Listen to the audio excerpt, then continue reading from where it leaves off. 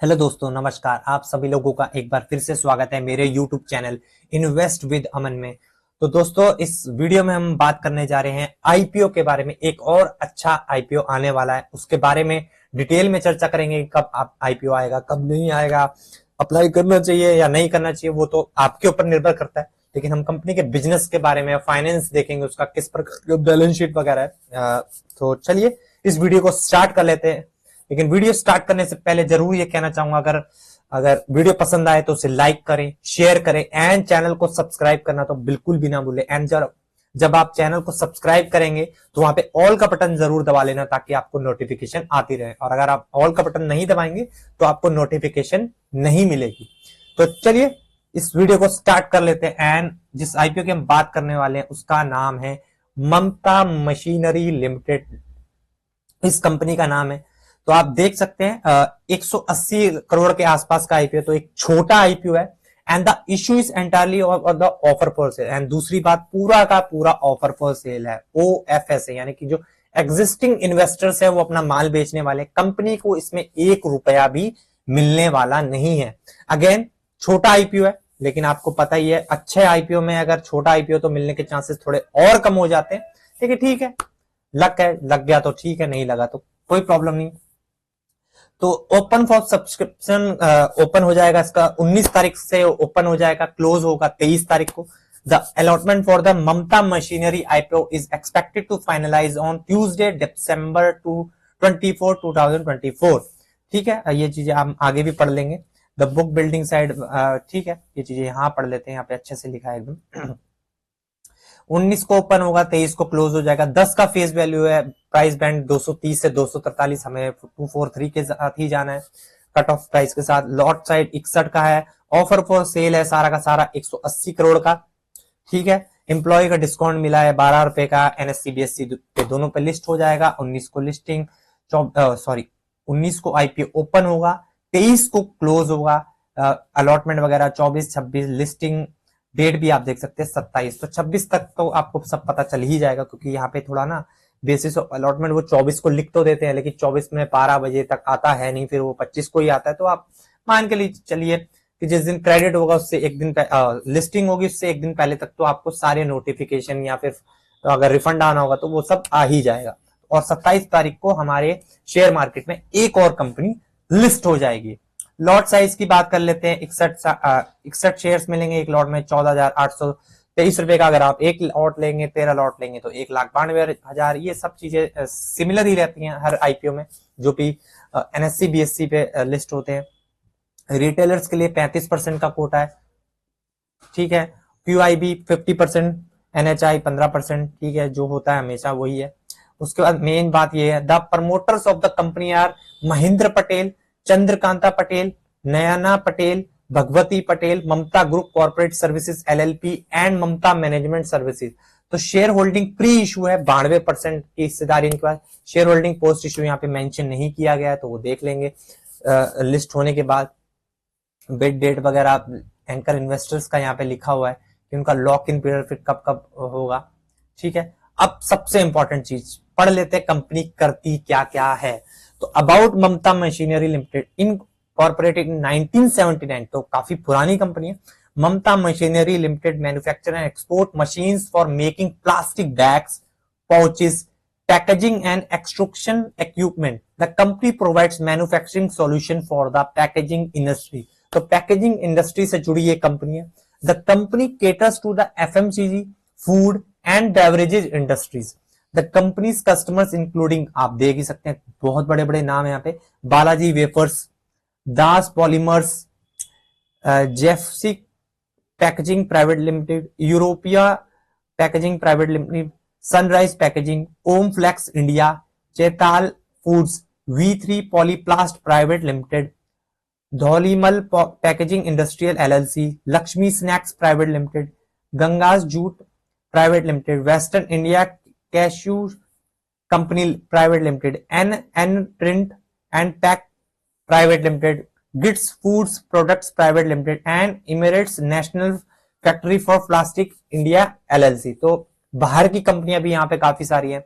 As of May 31 2024 the company exported machines to over 75 countries. तो काफी अच्छा फैला हुआ बिजनेस है इस कंपनी का। The company has international offices in Braselton Florida and Montgomery Illinois as well as sales agents in over 5 countries across Europe, south Africa and Asia. तो अलग अलग जगह पे हैं, यूरोप में भी है, साउथ अफ्रीका में भी है, एशिया में है, ये कॉन्टिनेंटल के नाम है सारे, ठीक है। उसके बाद यूएस में भी है। तो काफी अच्छी फैली हुई है company. The company has 2 machine manufacturing facility, 1 in India and 1 in the USA. तो इंडिया में मैन्युफैक्चरिंग फैसिलिटी एंड यूएस में भी है। As of 31 2024 the company employs 87 skilled engineers and application experts in electronics, machines, software and designs। ठीक है।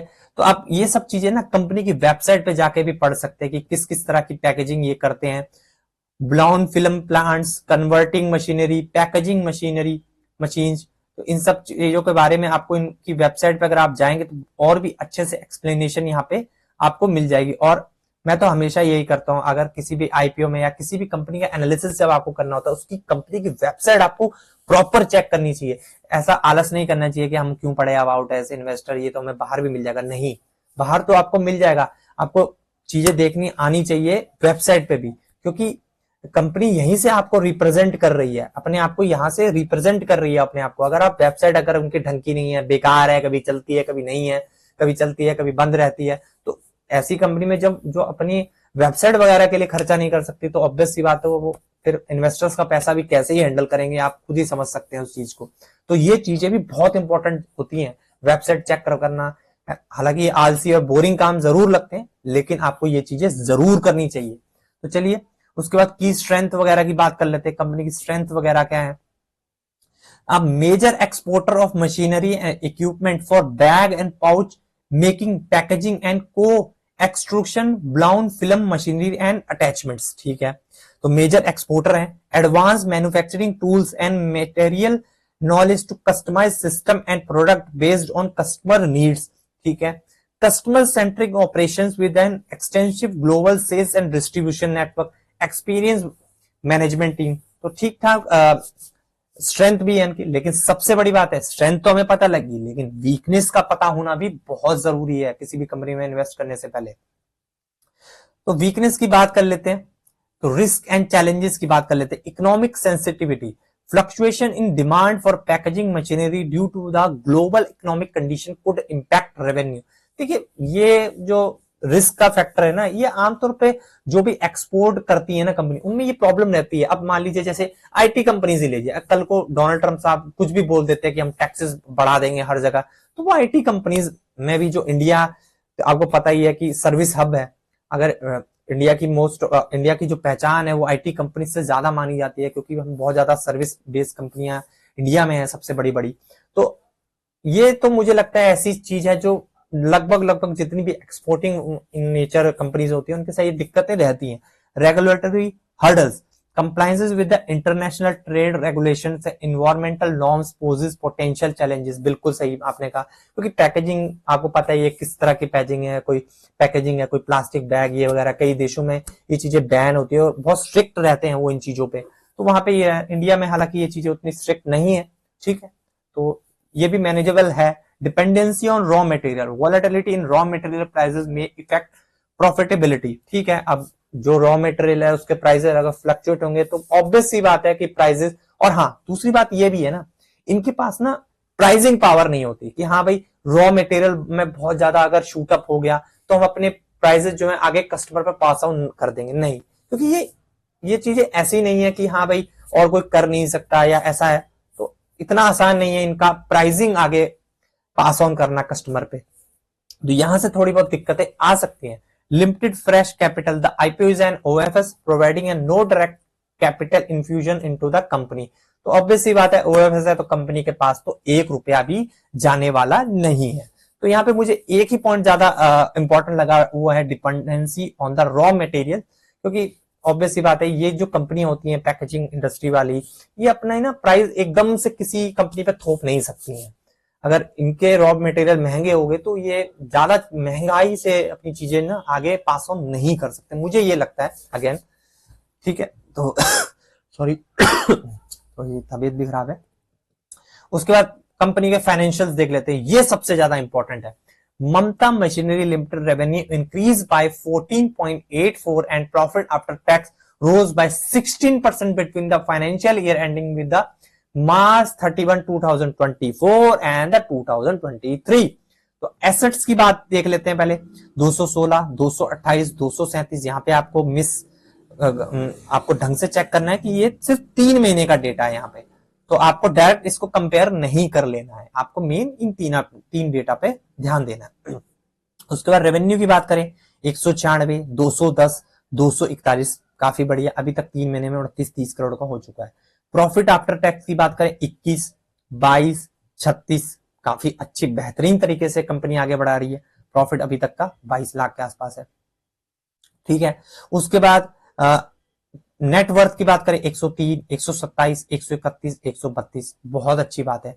सबसे important चीज कर्जा, कंपनी को तो कर्जा जरूर था, लेकिन हाँ मैनेजमेंट की एक चीज यहां पे दिखाई दे रही है कि वो ना कर्जा जरूर लेते हैं, लेकिन उसको जल्द से जल्द रिड्यूस करने की उनकी पूरी कोशिश रहती है। देखिए मार्च 2022 में 20 करोड़ था, 18 करोड़, फिर इसको खींच के 11 करोड़ और यहाँ पे तो सीधा 4 करोड़ पे ले आए हैं। तो काफी अच्छा साइन यहाँ पे मैनेजमेंट का दिख रहा है। मैनेजमेंट सीधा सीधा ये चाहती है कि जो कर्जा लिया उसको जल्दी से जल्दी हटाओ, ऐसा नहीं है कि बढ़ाते जा रहे हैं, नहीं, उसको कर्जा को कम करने की पूरी कोशिश यहाँ पे कर रहे हैं, ठीक है। उसके बाद आरओई 27 का है, काफी हेल्दी है। आरओसी 31 का, डेट टू इक्विटी बहुत ही अच्छा है 0.09, तो कोई ज्यादा इशू नहीं है यहाँ पे। पैट मार्जिन की भी बात करें तो 15.27 का है, काफी अच्छे डिसेंट मार्जिन भी है। पी रेशो 16 का है, तो काफी अच्छा पी रेशो है। मैं ये कहूंगा कि बहुत ज्यादा ओवर वैल्यूएशन पे ही ये कंपनी नहीं ला रही है अपना। तो ऑब्जेक्टिव आपको पता ही है, ओएफएस है तो कोई ऑब्जेक्टिव तो होने वाला नहीं है। The company will not receive any proceed from the offer for sale and all the offers proceed with the received by selling share holders post deduction of offer related expenses to be borne by the selling. तो obviously बात है, अगर fresh issue होता तो यहाँ पे objective यहाँ पे लिखा जाता, ओएफएस है तो ऑब्जेक्टिव लिखने का मतलब ही नहीं बनता, ठीक है। तो कुल मिला के देखा जाए तो अच्छी वैल्यूएशन पे ये शेयर ये जो है आईपीओ आ रहा है, कोई बहुत ज्यादा ओवर प्राइस्ड नहीं है, लेकिन बैलेंस शीट भी काफी स्ट्रांग हेल्दी है और कंपनी का जो काम धंधा है वो भी काफी अच्छा है। शेयर होल्डिंग भी 92% की हिस्सेदारी अभी तक प्रमोटर्स के पास है। तो देखते हैं अब सबसे इंपॉर्टेंट बात, जीएमपी क्या चल रहा है इस कंपनी का, उस पर सबकी नजरें होंगी, तो उसको सबसे पहले यहाँ पे हम देख लेते हैं। तो जीएमपी आप देख सकते हैं 30% का था, बढ़ के 37% पे हो गया, तो एक अच्छा हेल्थी जीएमपी भी मिल रहा है यहाँ पर। तो ग्रे मार्केट प्रीमियम आपको पता ही है, मार्केट के ऊपर रहता है। अगर कल को मान लिए मंडे को जैसे आप मार्केट ओपन होने वाला है, कुछ ना किसी देश ने किसी पे बम फेंक दिया है, कुछ भी हो गया या मार्केट में बहुत बड़ी गिरावट आ गई, तो ये जीएमपी कम भी हो सकता है, ठीक है। तो आपको ये चीजें दिमाग में रखनी चाहिए कि जीएमपी अगर 37% दिखा रहा है तो 37% से नीचे तो ये जाएगा ही नहीं, ऐसा बिल्कुल भी नहीं है। ये एक एग्जम्पशन होते हैं कि यहाँ पे इतना मिल सकता है। अगर मार्केट में सिचुएशन एकदम खराब हो गई तो ये जीएमपी जो है एकदम नीचे भी आ सकता है, ड्रास्टिकली नीचे आ सकता है। और अगर मार्केट में बहुत ही अच्छी न्यूज आ गई, मार्केट बहुत अच्छे से भागने लगा, तो यही 37% का जीएमपी आपको 100% पे भी दिख सकता है। तो ऐसा बिल्कुल भी आपको ये नहीं सोचना है कि 37 पे आ गया तो इतना तो आएगा ही आएगा, नहीं सॉरी। तो ठीक है, कुल मिला के हमने जितनी भी चीजें चेक करनी थी वो हमने चेक कर ली है। तो मैं इस आईपीओ में अप्लाई करूंगा या नहीं, तो देखिए आईपीओ तो अच्छा है, हालांकि मैं आमतौर पे तीसरे दिन में सुबह 12 बजे से पहले अप्लाई करता हूं, और उसमें भी मैं ये देख लेता हूं कि कितनी परसेंट की जो है लोगों ने वहां पे जब वो अप्लाई करना जाएंगे तो अलॉटमेंट स्टेटस में सब्सक्रिप्शन बेस देखूंगा। जब मैं 5 गुना से ज्यादा का हो जाता है तभी मैं अप्लाई करता हूं आमतौर पे, और मुझे लगता है ये आईपीओ को देख के कि इतना तो ये हो ही जाएगा। I am sorry. तो चलिए ठीक है, देख लेते हैं। जीएमपी तो 37% का है। थोड़ी सी मेरी तबीयत खराब है, सॉरी कहना चाहूंगा इस वीडियो में। तो चलिए इस वीडियो को यहीं पे एंड कर लेते हैं। तो आपको ये सब चीजें ट्रैक करते रहना है कि जीएमपी कितना है कितना नहीं, और आमतौर पे मैं तीसरे लास्ट दिन में ही अप्लाई करता हूँ 12 बजे से पहले। अगेन मैं ये चीजें बता दी आपको। तो चलिए वीडियो को यहीं पे समाप्त कर लेते हैं। अगर वीडियो पसंद आए तो उसे लाइक करें, शेयर करें एंड चैनल को सब्सक्राइब करना बिल्कुल भी ना भूलें। एंड मेरा एक क्लियर कट डिस्क्लेमर रहेगा, ये किसी भी तरह का बाय सेल या होल्ड में या आईपीओ में आप लगाए या ना लगाए, ये किसी की भी तरह का रिकमेंडेशन नहीं है, ये जस्ट मैंने आपको एक स्टडी पर्पस के तौर पे यहाँ पे बता दिया है। तो वीडियो अगर पसंद आई हो तो उसे लाइक करें, शेयर करें एंड चैनल को सब्सक्राइब करें। अब नेक्स्ट मिलते हैं नेक्स्ट वीडियो में, तब तक के लिए बाय बाय।